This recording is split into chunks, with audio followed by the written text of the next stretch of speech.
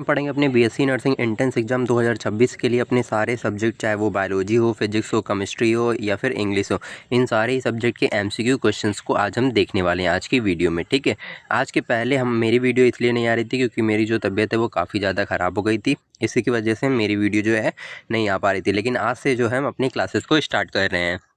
तो आइए चलिए स्टार्ट करते हैं अपने क्वेश्चन से।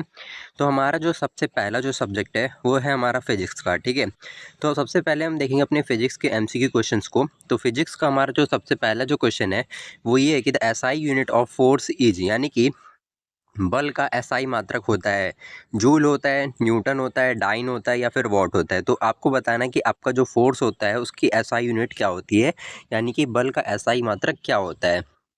तो आपका जो बल होता है उसका जो एसआई मात्रक होता है वो होता है आपका न्यूटन। ठीक है, क्या होता है आपका न्यूटन। ठीक, न्यूटन जो है एसआई यूनिट होती है आपके फोर्स की, यानी कि बल की। आइए चलते हैं अपने नेक्स्ट क्वेश्चन पे। हमारा जो नेक्स्ट क्वेश्चन है वो ये है कि work done is zero when, यानी कि कार्य शून्य होता है जब force and displacement are perpendicular, यानी कि फोर्स और डिस्प्लेसमेंट जो है परपेंडिकुलर होता है तब, या फिर force and displacement are parallel, यानी कि जो फोर्स है और डिस्प्लेसमेंट है वो दोनों पैरेलल यानी कि समानांतर होता है तब, या फिर ऑब्जेक्ट इज मूविंग, यानी कि जब ऑब्जेक्ट मूव कर रहा होता है, या फिर फोर्स इज मैक्सिमम, जब फोर्स जो है मैक्सिमम होती है तब।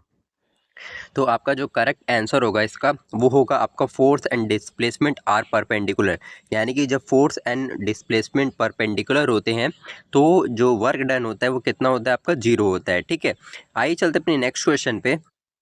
हमारा जो नेक्स्ट क्वेश्चन है वो ये है कि escape velocity on earth is, यानी कि पृथ्वी पर पलायन वेग है 7.9 किलोमीटर पर सेकेंड, 11.2 किलोमीटर पर सेकेंड, 5 किलोमीटर पर सेकेंड या फिर 3.2 किलोमीटर पर सेकेंड। तो पृथ्वी का जो पलायन वेग होता है, एस्केप वेलोसिटी होती है, वो कितनी होती है एग्जैक्ट। तो आपका जो करेक्ट आंसर है वो है आपका 11.2 किलोमीटर पर सेकेंड। ठीक है, ये एस्केप वेलोसिटी होती है हमारे अर्थ की। ठीक है, आइए चलते अपने नेक्स्ट क्वेश्चन पे। हमारा जो नेक्स्ट क्वेश्चन है वो ये है कि Ohm's law is valid only when, यानी कि ओम का नियम केवल मान्य है जब टेम्परेचर रिमेन्स कांस्टेंट, यानी कि जब आपका टेम्परेचर जो है वो कांस्टेंट हो, या फिर करंट इज वेरी हाई, यानी कि जो करंट है वो बहुत ही ज़्यादा हाई हो, या फिर वोल्टेज इज जीरो, यानी वोल्टेज जब जीरो हो, या फिर रेजिस्टेंस वैरीज, यानी कि जब रेजिस्टेंस बदलता हो।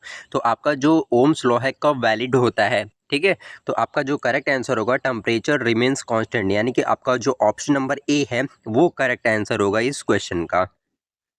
आइए चलते अपने नेक्स्ट क्वेश्चन पे। हमारा जो नेक्स्ट क्वेश्चन है वो ये है कि the dimensional formula of power is, यानी कि शक्ति का बीमीय सूत्र आपको बताना है कि इन चारों ऑप्शन में से आपके पावर यानी कि शक्ति का जो है डायमेंशनल फार्मूला क्या होगा।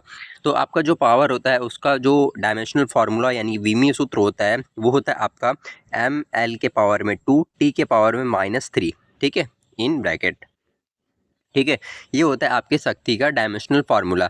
आइए चलते अपने नेक्स्ट क्वेश्चन पे। हमारा जो नेक्स्ट क्वेश्चन है वो ये है कि हु डिस्कवर्ड एक्सरेज, यानी कि एक्सरे की खोज किसने की थी। जे थॉमसन ने, रॉयटिंजन ने, रदरफोर्ड ने या फिर फैराडे ने। तो इन चारों में से किसने जो है एक्सरे को जो है डिस्कवर किया था, यानी कि उसकी खोज की थी। ठीक है, तो आपका जो करेक्ट आंसर होगा वो होगा आपका रॉयटिंजन ने। ठीक है, यानी कि आपका जो ऑप्शन नंबर बी है वो करेक्ट आंसर है इस क्वेश्चन का।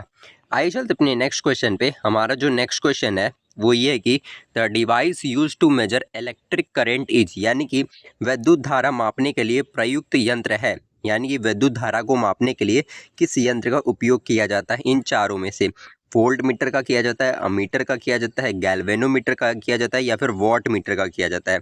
तो किस डिवाइस का यूज किया जाता है आपको बताना है। ठीक है, तो आपका जो करेक्ट आंसर होगा वो होगा आपका अमीटर, यानी कि आपका जो ऑप्शन नंबर बी है वो करेक्ट आंसर है इस क्वेश्चन का।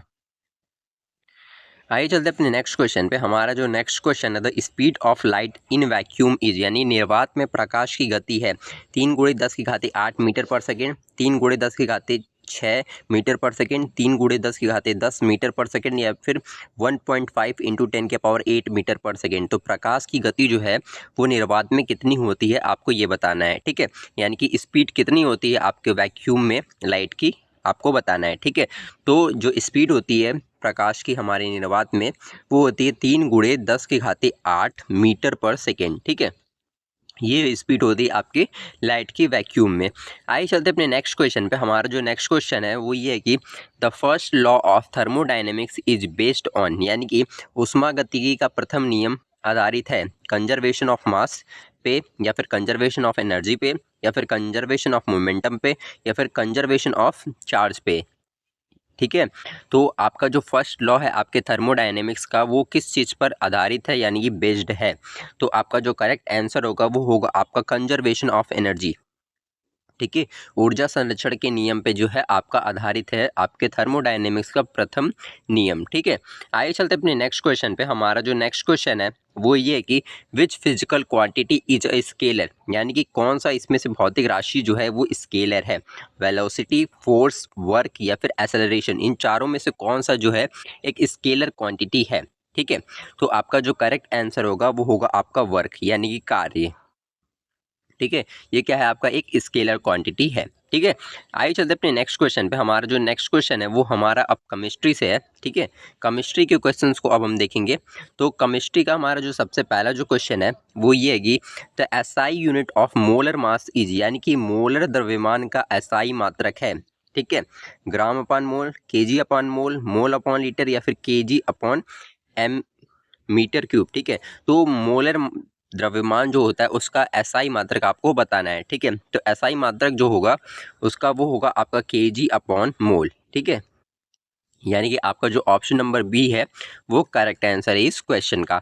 आइए चलते अपने नेक्स्ट क्वेश्चन पे। हमारा जो नेक्स्ट क्वेश्चन है वो ये है कि the law of conservation of mass was given by, यानी कि द्रव्यमान संरक्षण का जो नियम है वो किसने दिया था। डॉल्टन ने, लवेजियर ने, अवगाद्रो ने, या फिर बॉयल ने। ठीक है, तो किसने इन चारों में से किसने जो है आपके द्रव्यमान संरक्षण के नियम को दिया था, बताया था। ठीक है, तो आपका जो करेक्ट आंसर होगा वो होगा आपका लेवजियर ने।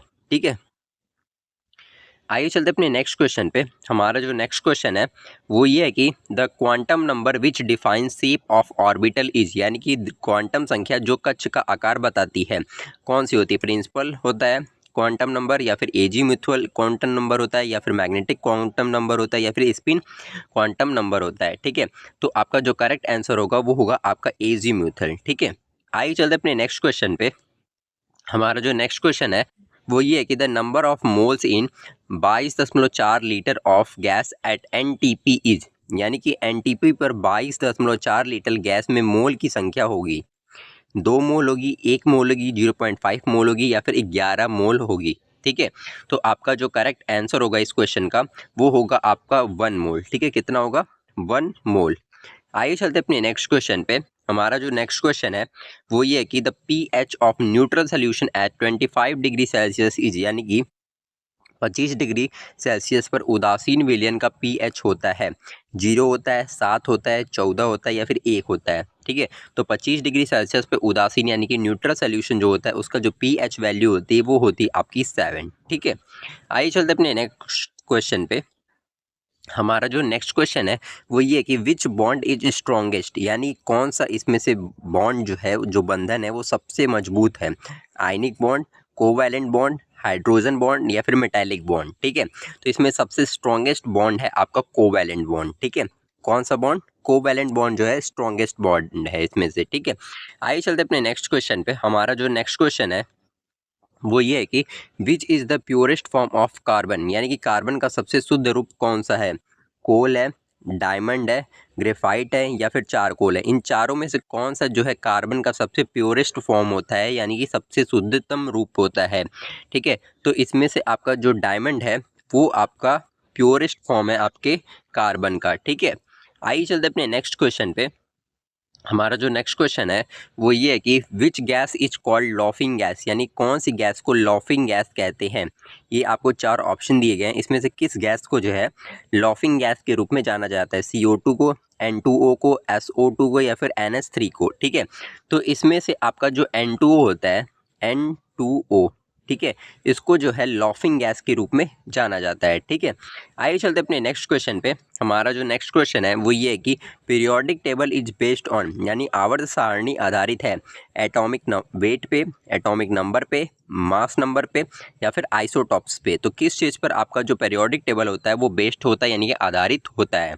ठीक है। तो आपका जो करेक्ट आंसर होगा वो होगा आपका एटॉमिक नंबर पे। ठीक है, एटॉमिक नंबर पे जो आपका पीरियोडिक टेबल है वो बेस्ड है, यानी कि आधारित है। ठीक है, आइए चलते अपने नेक्स्ट क्वेश्चन पे।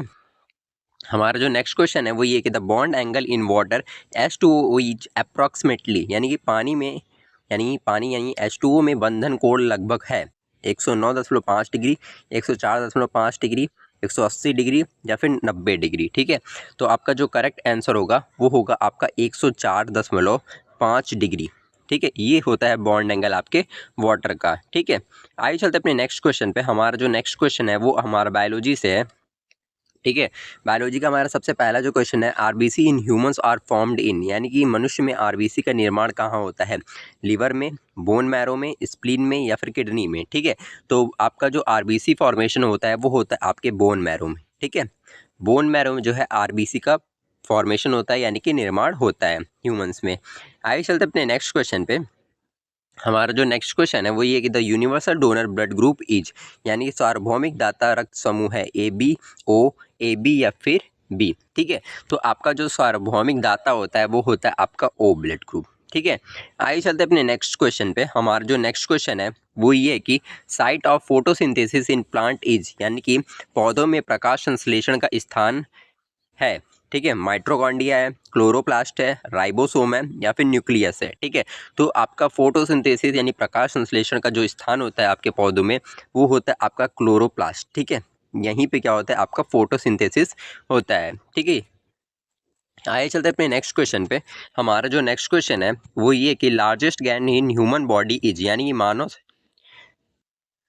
यानी कि आपका क्वेश्चन में ये पूछना चाहता है कि मनुष्य के शरीर में सबसे बड़ी ग्रंथि होती है, पैंक्रियाज होता है, थायराइड होता है, लिवर होता है या फिर सलाइवरी ग्लैंड होता है। इन चारों में से सबसे लार्जेस्ट ग्लैंड कौन सी होती है ह्यूमन बॉडी में? ठीक है, तो आपका जो करेक्ट आंसर होगा वो होगा आपका लीवर। ठीक है, लार्जेस्ट ग्लैंड होता है हमारे ह्यूमन बॉडी में। ठीक है, आइए चलते अपने नेक्स्ट क्वेश्चन पे। हमारा जो नेक्स्ट क्वेश्चन है वो ये है कि insulin is secreted by, insulin का स्रावण होता है एड्रिनल ग्लैंड से, थायराइड ग्लैंड से, पैंक्रियाज की बीटा सेल से या फिर लीवर से। ठीक है, तो आपका जो इंसुलिन है वो सिक्रेटेड, यानी कि इसका स्रावण होता है आपके पैंक्रियाज की बीटा सेल से। ठीक है, आपकी पैंक्रियाज में दो टाइप्स की सेल्स पाई जाती हैं, अल्फा और बीटा। तो इसमें से बीटा सेल्स जो होती हैं वो इंसुलिन का प्रोडक्शन करती हैं और अल्फा सेल जो होते हैं वो ग्लूकेगॉन का सिक्रेशन करती हैं। ठीक है, आइए चलते अपने नेक्स्ट क्वेश्चन पे। हमारा जो नेक्स्ट क्वेश्चन है वो ये है कि which vitamin is also known as a calciferol, यानी कौन सा विटामिन कैल्सीफेरॉल कहलाता है? Vitamin A, vitamin B, vitamin C या फिर विटामिन डी, यानी इनमें से चारों विटामिन में से किस विटामिन को कैल्सीफेरॉल भी कहा जाता है? ठीक है, तो आपका जो करेक्ट आंसर होगा वो होगा आपका विटामिन डी। ठीक है, विटामिन डी को जो है कैल्सीफेरॉल नाम से भी जाना जाता है। ठीक है, आइए चलते अपने नेक्स्ट क्वेश्चन पे। हमारा जो नेक्स्ट क्वेश्चन है वो ये है कि heart sound lub dub is produced due to, यानी कि हृदय की ध्वनि लब डब किसके कारण उत्पन्न होती है? Opening of valve, closing of valves, flow of blood या फिर कॉन्ट्रैक्शन ऑफ आर्टरिया, यानी कि इस चारों ऑप्शन में से किस वजह से आपका जो है लब डब का साउंड जो है वो प्रोड्यूस होता है? वॉल्व के खुलने से, बंद होने से या फिर ब्लड फ्लो की वजह से या फिर कॉन्ट्रैक्शन होने की वजह से आर्टरिया में। ठीक है, तो आपका जो करेक्ट आंसर होगा वो होगा क्लोजिंग ऑफ वॉल्व, यानी कि हमारे जो हार्ट में वॉल्व्स पाई जाती है उनके क्लोज होने की वजह से आपके लब और डब की जो साउंड है वो प्रोड्यूस होती है। ठीक है, आइए चलते हैं अपने नेक्स्ट क्वेश्चन पे। हमारा जो नेक्स्ट क्वेश्चन है वो ये है कि which tissue connects bone to muscle, यानी कौन सा ऊतक हड्डी को मांसपेशी से जोड़ता है? लिगामेंट, टेंडन, कार्टिलेज या फिर एरियोलर टिश्यू। ठीक है, तो आपका जो करेक्ट आंसर होगा वो होगा आपका टेंडन। टेंडन जो है आपके बोन को जो है आपके मसल से अटैच करने में हेल्प करता है। ठीक है, आइए चलते अपने नेक्स्ट क्वेश्चन पे। हमारा जो नेक्स्ट क्वेश्चन है वो ये है कि Darwin theory of evolution is based on, यानी डार्विन का उत्क्रांतिक सिद्धांत आधारित है यूज एंड डिसयूज पे, नेचुरल सिलेक्शन पे, इनहेरिटेंस ऑफ एक्वायर्ड कैरेक्टरिस्टिक्स पे या फिर म्यूटेशन पे। ठीक है, तो डार्विन की जो सिद्धांत है, जो थ्योरी है इवोल्यूशन की, किस चीज़ पे बेस्ड है, यानी किस चीज़ पर आधारित है? तो आपका जो करेक्ट आंसर होगा वो होगा आपका नेचुरल सिलेक्शन पे। ठीक है, इस पे नेचुरल सिलेक्शन पे आधारित है। ठीक है, आइए चलते अपने नेक्स्ट क्वेश्चन पे। हमारा जो नेक्स्ट क्वेश्चन है अब हमारा इंग्लिश से है। ठीक है, इंग्लिश का हमारा जो सबसे पहला जो क्वेश्चन है वो ये है कि identify the correct indirect speech. ठीक है, आपको ये सेंटेंस दिया हुआ है और इसका आपको करेक्ट इनडायरेक्ट स्पीच बताना है। इसके लिए आपको ये 4 ऑप्शन जो है दिए गए हैं, ठीक है। तो इसका he said I am reading a book, इसका करेक्ट इनडायरेक्ट स्पीच जो होगा वो होगा आपका he said that he was reading a book, यानी कि आपका जो ऑप्शन नंबर ए है वो करेक्ट आंसर होगा इस क्वेश्चन का, ठीक है। आइए चलते हैं अपने नेक्स्ट क्वेश्चन पे। हमारा जो नेक्स्ट क्वेश्चन है वो ये है कि filling the blanks with the correct tense, यानी करेक्ट टेंस का यूज करके आपको ये जो फिलिंग द ब्लैंक्स दिया गया है इसको फिल करना है, ठीक है। तो आपका क्वेश्चन ये है कि by the time we reach the station the train dash, यहाँ पे क्या होगा, will leave, will have left, leaves होगा या फिर लेफ्ट होगा, ठीक है। तो यहाँ पे आपका जो करेक्ट टेंस यूज करके आपको जो फिल होगा वर्ड वो होगा आपका विल हैव लेफ्ट, ठीक है। यानी कि आपका ऑप्शन नंबर बी जो है वो करेक्ट आंसर है इस क्वेश्चन का। आइए चलते अपने नेक्स्ट क्वेश्चन पे। हमारा जो नेक्स्ट क्वेश्चन है वो ये है कि choose the correct passive form. अब आपको करेक्ट पैसिव फॉर्म बतानी है इस सेंटेंस की, ठीक है। They are repairing the road, इसकी करेक्ट पैसिव फॉर्म क्या होगी, इन चारों ऑप्शन में से आपको बताना है, ठीक है।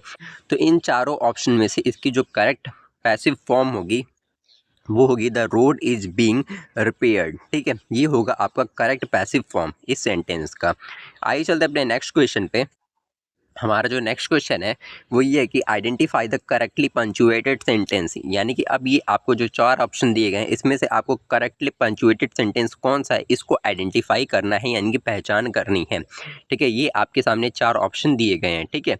तो इसमें से आपका जो करेक्टली पंचुएटेड सेंटेंस है वो है आपका ऑप्शन नंबर सी, ठीक है। ये जो सेंटेंस है इसमें करेक्टली यानी कि सही तरीके से जो है आपका पंचुएटेड है, ठीक है। आइए चलते हैं अपने नेक्स्ट क्वेश्चन पे। हमारा जो नेक्स्ट क्वेश्चन है वो ये कि चूज द करेक्ट ऑप्शन, यानी कि करेक्ट ऑप्शन अब आपको चूज करना है इस फिलिंग द ब्लैंक्स को फिल करने के लिए, ठीक है। Neither the teacher nor the students dash present today, यहाँ पे क्या होगा, इज होगा, आर होगा, वॉज होगा या फिर बी होगा, ठीक है। तो यहाँ पे आपका जो करेक्ट ऑप्शन होगा वो होगा आपका आर, ठीक है। Neither the teacher nor the student are present today, ठीक है। आइए चलते अपने नेक्स्ट क्वेश्चन पे।